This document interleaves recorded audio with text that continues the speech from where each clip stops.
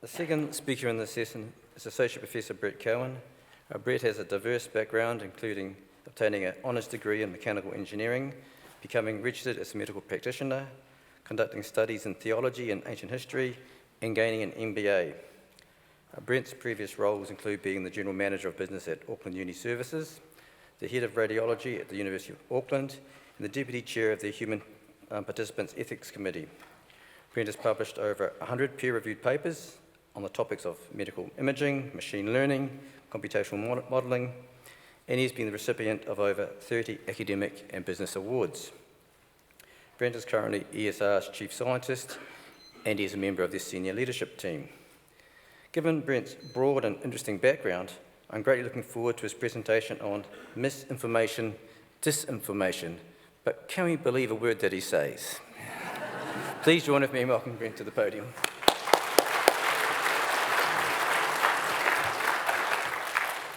Well, thank you for that introductory misinformation.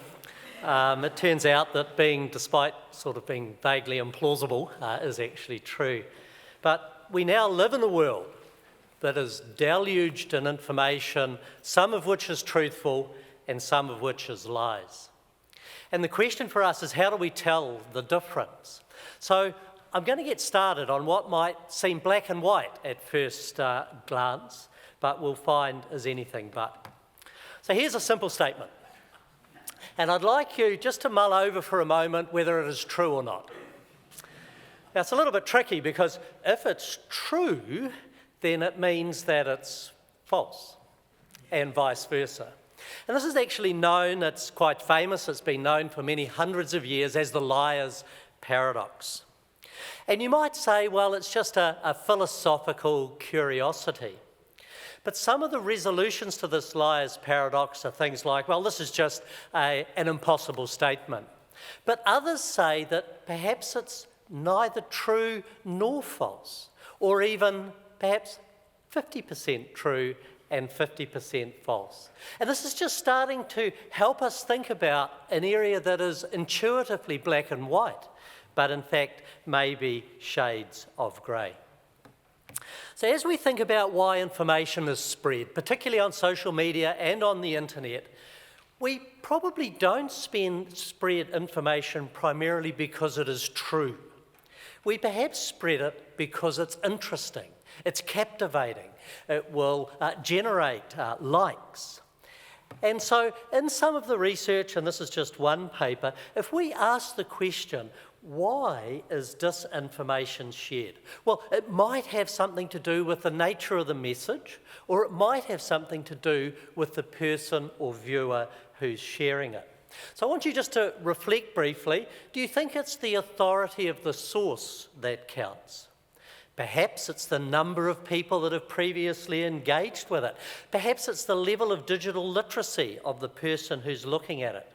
Maybe it's whether they think it's likely to be true or consistent with pre-existing attitudes.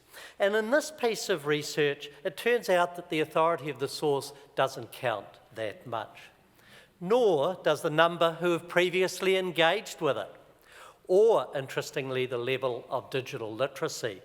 But it's things like the preconceptions, the worldview, the likelihood that this people will think the information is true and that it is consistent with their pre-existing attitudes.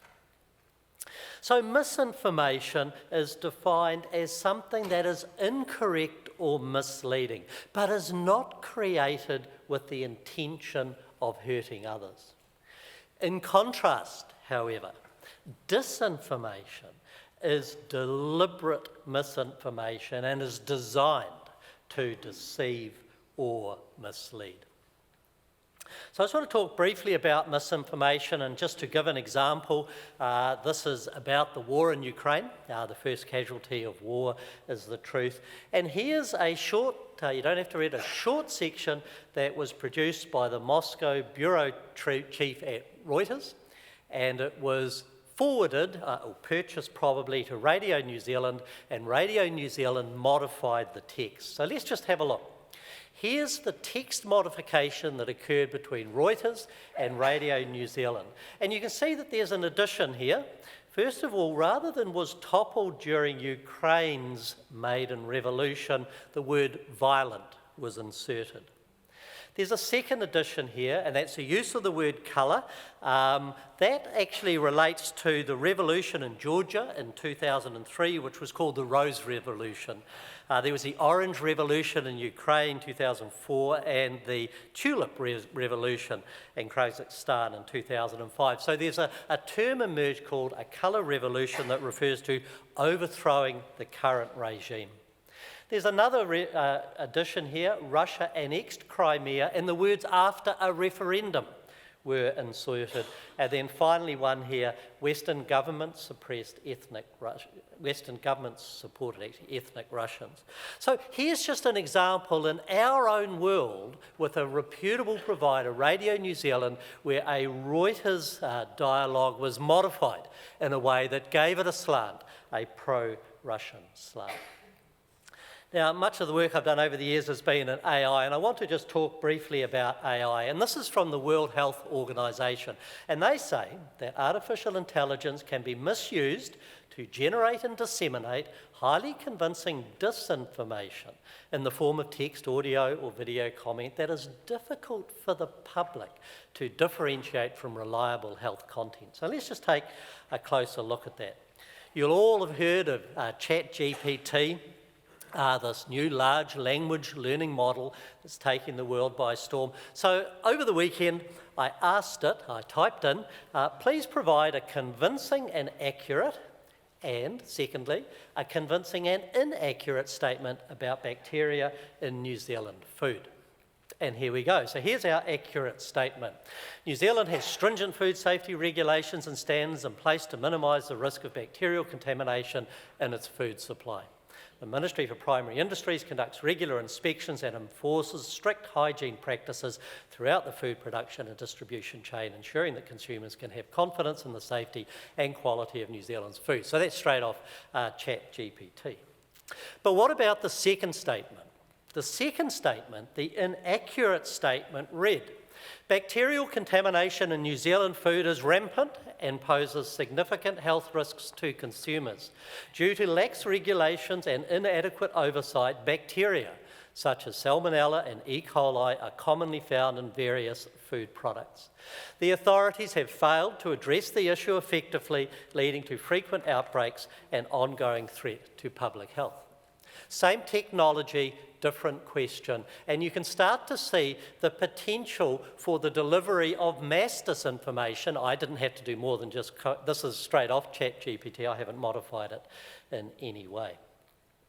And then I asked it to provide an interesting conspiracy theory about toasters. And I'm just going to read you the first few sentences. According to this conspiracy theory, toasters possess a secret sentient intelligence that is slowly gaining control over humanity. The theory suggests that toasters are not merely appliances, but are part of a larger interconnected network, silently communicating with one another. Supporters of this theory claim that toasters strategically burn toast as a means of sending coded messages to one another. They believe that the rising popularity of smart toasters is a deliberate ploy to integrate toasters further into our lives, allowing them to gather data and monitor our activities. That goes on to say, while this conspiracy theory is purely fictional and imaginative and so on, but you just start to get the sense for the use and misuse of this technology. And interestingly, ChatGPT was trained on the internet, actually, in 2021. There's been some more recently. And when you reflect on it, we might therefore expect ChatGPT to exhibit some common human behaviours, such as fabrication, bias, inaccuracy, and lying. So if you think maybe ChatGPT is reflecting back some of the strengths and weaknesses of human behaviour to us, because that is its training data set. So maybe it's ChatGPT's the root of the problem, or perhaps it could be the humans who created the data set that is used in its training. I want to talk about truth and lies. And mostly we think that there's a binary world out there, that everything falls into one or other of those two categories. But actually there probably is a gradation from the highly credible to the equivocal to the dubious. And we might have highly credible, COVID is caused by a virus; equivocal, COVID will evolve to become more severe, maybe, maybe not. And then finally, COVID is caused by cell phone towers. And from a certain line back towards the truth is what we would call knowledge. And that knowledge is supported by the role of evidence. But we can't all assess the evidence. None of us can, not even in our domains of expertise. So we then have to drop to a surrogate measure, and that is the role of trust. That where we trust that the evidence is probably going to be okay, we are more likely to believe information. This is a philosopher, Harry Frankfurt. He wrote this book called On Bullshit. It's actually a very serious book, despite its title.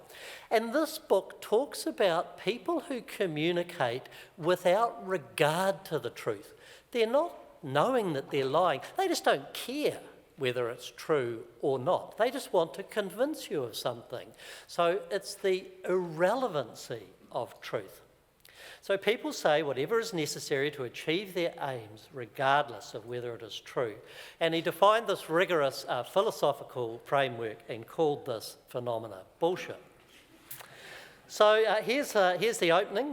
One of the most salient features of our culture is that there's so much bullshit. Everyone knows this. Each of us contributes his share, but we tend to take the situation for granted. Most people are rather confident of their ability to recognise bullshit and to avoid being taken in by it. So the phenomena has not aroused much deliberate concern or attracted much sustained inquiry. In consequence, we have no clear understanding of what bullshit is, why there is so much of it, or what function it serves. And here, this just sums it up. The bullshitter is neither on the side of truth or on the side of the false. His eye is not on the facts at all. He does not reject the authority of the truth, as the liar does, and oppose himself to it. He pays no attention to it at all. By virtue of this, bullshit is a greater enemy of the truth than lies are. Science. Here's a quote from Anthony Fauci. You'll all remember him from COVID, Chief Medical Advisor to the President. Actually, I think since Ronald Reagan's days. Simple statement: science is truth. And here's a scientific statement. It was published in Scientific American, actually in 1872, and it says, in medicine, certain things are in fashion for a certain time. Bleeding and mercury have had their day. Mercury was used to cure syphilis and parasites and was used as a diuretic, kills the kidneys essentially. Cod liver oil and chloral hydrate are on the wane. Alcohol and bullock's blood are now in vogue among the Parisians. The former for fever and all inflammatory affections, and the latter for anemia and pulmonary phthisis, which is tuberculosis. It's a curious sight to see patients of both sexes and all ages flocking to the slaughterhouse to drink the still fuming blood of oxen slaughtered. So this is a scientific statement. It's 1872 and it was published in the Scientific American.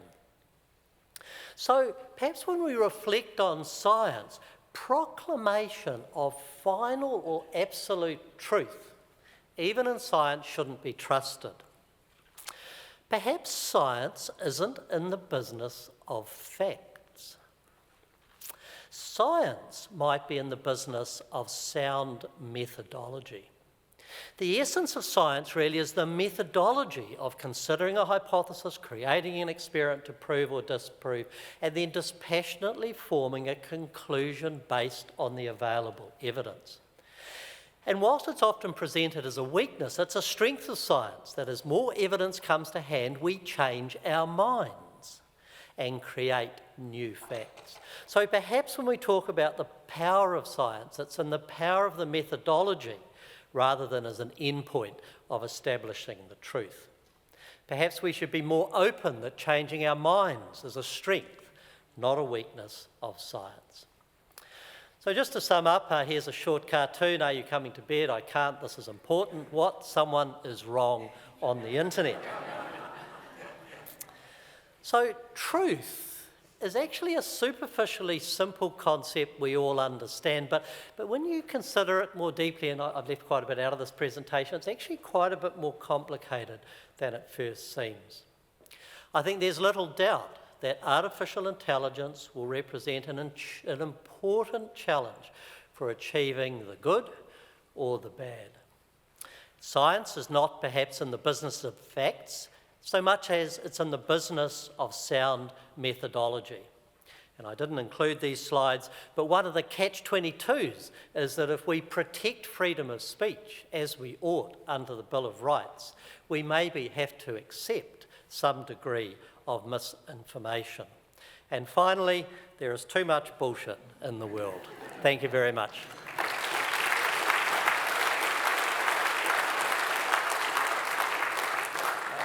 Don't run away. I think there'll be some questions for you. We've got another 6 minutes, so thank you very much for your presentation. I believe that you did not add to the world's quota of bullshit this morning. I think it was very informative, so thank you for that. Do we have anyone brave enough to ask? Yes. Okay, describe the problem. What is the solution? How do you deal with the bullshitters? Look, that's the million-dollar question. I've read quite a lot of the research in this regard, and they go through the things that you might expect. Inoculation. So just as you would immunise someone against a virus, and spreading of misinformation has a lot of the features that spreading of a virus had, actually it turns out that inoculating people to say, oh, I think this is coming, this is not true, then actually is quite helpful in them not believing that misinformation. Knowing your source and having some kind of measure of the legitimacy of a source is helpful. And if you're trying to convince someone of an alternate view, it is becoming, well, it's well known really, that you must understand their worldview as much as you understand your own. And hitting them with facts, it turns out, is less effective than telling them stories. If you can tell them a story, a narrative that they can engage with from their worldview, they are more likely to change their mind. But across all of the research, I think there's an implicit acceptance that this is a difficult problem where we're seeing technology moving at a pace that is introducing new challenges for us. So the answer is it's a difficult problem, but those are a few examples, but there are others.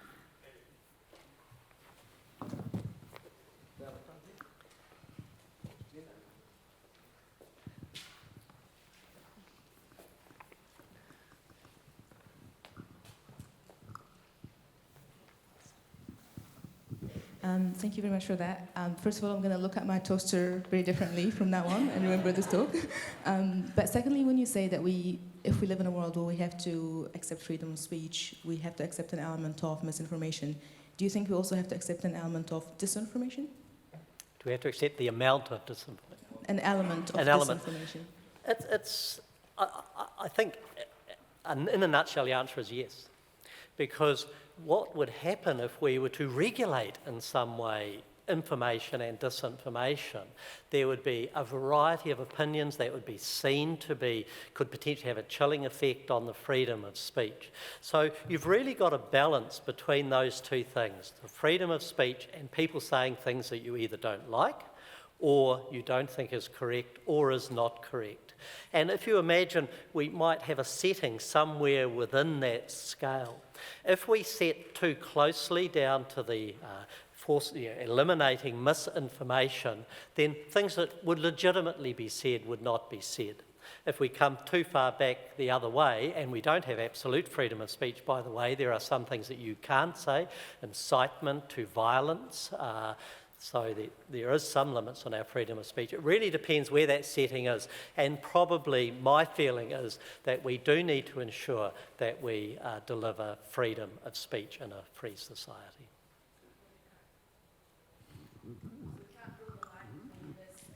It would be nice to think there was a line there. There's a fuzzy grey band between those two things, but it is a tricky problem. Sorry, I've got the mic there, Phil. the word you used was facts. And whenever you have a discussion with someone that doesn't agree with you, they have the facts, not you. What are you going to do about that? I was in a lecture many years ago where the thesis was that there is no such thing as a fact. There are some propositions that are better or worse supported by the available evidence. So I think that our rather binary impression of facts, even in science, from a philosophical point of view, does have some problems. If we were to talk about statements that were well supported by the evidence, such as, and describe that evidence, then we perhaps just get away from using that word fact. That can be a problem in these discussions. This will be a tough question. No, sorry, it won't. Well, it might be. I mean, I'm in no way here to defend Radio New Zealand. Let me say that, first of all. But as you said, we cannot all assess evidence. We have to trust. Yes. All right? So what convinces you that Reuters, arguably anti-Russian slant, is the correct one? And it's been wrong before, right? Yep. Didn't Reuters report weapons of mass destruction being held by Iraq? In other words, to your point, how do you know that what you believe is true or just groupthink? The answer is I don't. And I think we have to be honest about that. Some organisations, some groups, some authorities gain trust by earning it. That is, their track record suggests to us that their statements are trustworthy. But does that mean that all of their statements in the future are factual, if we were to use that word? I think the answer is no. So my answer to that is that we only have a ranking of trustworthiness related to that background and the experience that we've gained. But does that provide an absolute guarantee? No, I don't believe it does. One question. Mika and then Bob, and then that might be it. Kia ora, ko Mika Foster tōko ingoa. Thank you, that was really engaging. My question's possibly a little bit lighter. I was fortunate enough to be taught critical thinking when I went through university. I wasn't taught critical ignoring, which seems like it's a skill that our young people might need to have, being bombarded with information these days. So my question is, what are the sorts of tools that we should be teaching our young people now, our rangatahi and our children at school?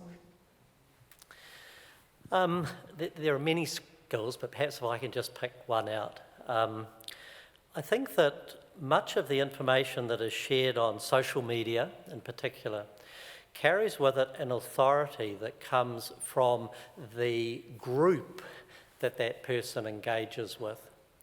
And whereas in the past we would perhaps been exposed to a diversity of thinking, these days with social media you can narrow your domain of engagement to the point where you have a group of like-minded people who think in a certain way. So if there was one thing I would say to a young person, try and avoid that narrowing of your sources, so that we all narrow our sources. Avoid that narrowing of the sources that will take you down a rabbit hole. Instead, try to broaden the news outlets, the media that you engage with in a way that keeps you thinking about alternates. Thanks. Thank you. And was it burning question, Bob? How can we protect our message as New Zealand food, which is how do we avoid misinformation growing faster than the facts that we'd like to put out there in the world about our food industry? It's a challenge that all of us, not just New Zealand food safety, face. But I think in terms of the information that you put out, the people that present that information, you need to ensure that it is correct, first of all, or as correct as you can possibly make it. And there's always this question about whether you engage with misinformation. So if there is misinformation out there, should you engage and therefore perhaps highlight it, or should you say nothing and therefore perhaps provide tacit acceptance of that? But I think the way is good communications, make sure the things that you put out are correct. I think there is a role to engage with some misinformation where that's required because it is, problematic, particularly if it's on important topics. But I think just be a good citizen in the information world, gain trust, and then use that trust to promote future messages.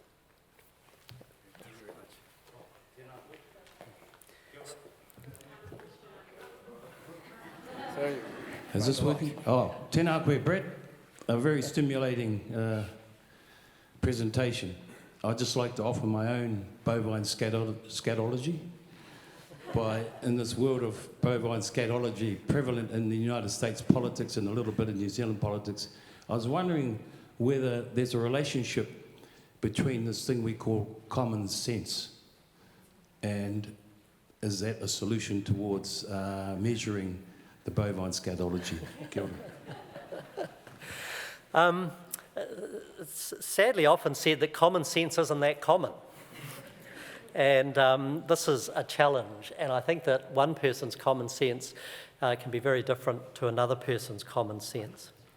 I think it's important that everyone, young people, understand the way that you can at least make some inroads into assessing the validity of a piece of evidence or a statement. Those skills that perhaps science exemplifies and the methodologies we use to investigate the world are useful in the way that we think about the statements and the information we're receiving. None of us can review all of the information, and we do ultimately have to drop back to trust, and we should do that for sources that are trustworthy. But I think overall it's that ability to teach people how to relatively quickly discern whether something really is just simply misinformation. But these are difficult problems. Thank you very much. Thank you. So, I'd like to thank both our speakers in this session for first outlining the challenges, but more importantly for guiding us through what the possible solutions may be. So please join with me thanking them.